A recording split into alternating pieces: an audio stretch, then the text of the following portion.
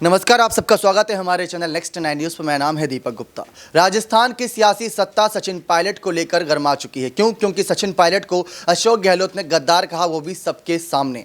और ऐसे में सचिन पायलट का बयान क्या सामने आया कि ऐसे अभद्र भाषा का इस्तेमाल नहीं करना चाहिए। लेकिन पायलट इससे पहले भी कई बार खुली धमकियां, खुली चुनौतियां और खुले वादे कर चुके हैं कि अगर कांग्रेस पार्टी ऐसा ही करती रही तो कुछ कठोर फैसला, कुछ बड़ा कदम वो उठा सकते हैं। लेकिन इस बार उनकी खुली धमकी किसके खिलाफ नजर आ रही है? सोनिया खड़गे के खिलाफ नजर आ रही है। क्योंकि पहले भी ये बातें कही गई थी कि जो लोग बयानबाजी कर रहे हैं वो जरा अपनी जुबान पर लगाम दे, वरना उसके बाद जो होगा वो अच्छा नहीं होगा। ये पायलट खेमे की तरफ से कई बार बातें की गई। लेकिन पायलट को जिस तरीके से यहां पर नाकारा, निकम्मा, धोखेबाज, गद्दार लगातार इन्हीं शब्दों से बार बार कहीं ना कहीं अपमान किया जाता है, उनका वो अपमान का घुट पीते जा रहे हैं। तो इन सब बातों को लेकर अब चर्चाएं शुरू हो चुकी कि कैसे आने वाले वक्त में सचिन पायलट जो खुली धमकियां देते नजर आए थे 2020 में, क्या वो 2022 या 2023 के चुनाव से पहले सच होती नजर आएगी? बगावत उन्होंने की थी, बगावत फिर कर सकते हैं, क्योंकि एक बार बगावत करी और दूसरी बार बगावत करेंगे तो उनको बागी ही कहा जाएगा।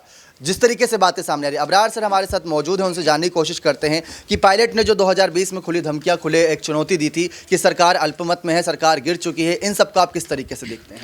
देखिए, कहीं ना कहीं सचिन पायलट 2020 में ये बात जान चुके थे कि दरअसल अशोक गहलोत की जो ताकत है वो कहीं ना कहीं उन 24 सीटों पर लगातार जो है सिमटती जा रही है। आप देखिए कि अगर क्षेत्रीय दलों की बात की जाए राजस्थान की सियासत में, लगातार उनका जो है कद बढ़ता ही चला जा रहा है। क्योंकि उन 24 सीटों का जिक्र यहाँ पर मैं इसलिए भी कर रहा हूं क्योंकि बीपीटी पार्टी की अगर बात की जाए तो उनका समर्थन हर सरकार में अशोक गहलोत ने लिया है। और ऐसे में सचिन पायलट का एक बड़ा योगदान जो है इस मामले में देखने को मिलता है। और यही वजह है कि सचिन पायलट लगातार कहीं ना कहीं अपनी ताकत को इस सरकार में मानते हैं और समझते हैं। और इसी वजह से लगातार अशोक गहलोत पर इस तरीके से निशाना वो साधते नजर आते हैं कि दरअसल हर बार उनको मुख्यमंत्री बनाया गया, लेकिन कभी वो सरकार को रिपीट करवाने में जो है दोबारा से सत्ता में आने में सफलता नहीं हासिल की। तो ये सोनिया और खड़गे के फैसले को आप किस तरीके से देखते हैं? क्योंकि सोनिया और खड़गे से मुलाकात करी थी पायलट ने, उनको भी कुछ ना कुछ धमकियां, कुछ ना कुछ ऐसी चुनौतियां रखी होंगी कि अगर मुझे मुख्यमंत्री नहीं बनाया तो ये कर दूंगा, वो कर दूंगा। तो इसको आप किस तरीके से देखते हैं? देखिए, कहीं ना कहीं सोनिया गांधी राहुल गांधी से मुलाकात करना एक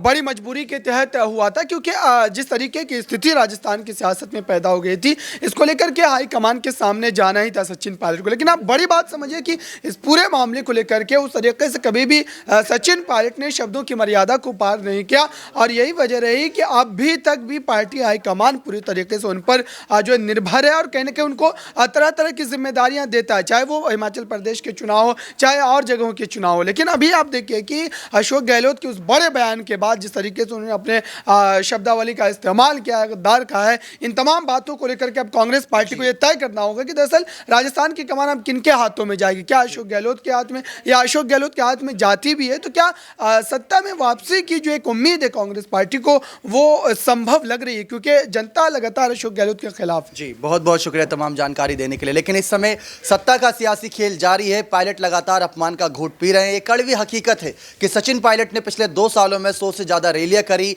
10 से ज्यादा राज्यों में स्टार प्रचारक रहे। एकमात्र ऐसे मंत्री हैं जो विधायकी पद पर रहते हुए इतनी रैलियां, इतने स्टार प्रचारक के तौर पर जाने जाते। इतना तो किसी ने नहीं किया, चाहे वो राहुल गांधी हो, चाहे खुद मल्लिकार्जुन खड़गे हो। तो खड़गे और सोनिया को जल्द से जल्द कोई फैसला लेना होगा, वरना पायलट सरकार यहां पर गिराने की ओर कदम बढ़ा सकते हैं। क्योंकि पायलट की जिस तरीके से लगातार बदनामी होती है गहलोत के बयान की वजह से, शायद 1-2 बार तो सहन कर लिया, लेकिन बार बार उसको सहन नहीं करेंगे। जैसा कि आम आदमी पार्टी के नेता ने भी साफ कहा था कि कब तक आप अपमान का घूंट पियोगे। अब देखना दिलचस्प रहेगा क्या कदम रहता सचिन पायलट का इन सब पूरे मामलों के बाद। क्या 2023 के चुनाव तक साथ बने रहेंगे? क्या उसके बाद भी साथ बने रहेंगे अगर गहलोत के सीएम पद पर फिर से मोहर लगती है? तो आपकी क्या राय इस मामले पर? अपनी राय कमेंट सेक्शन में जोड़ दीजिएगा। बहुत बहुत धन्यवाद।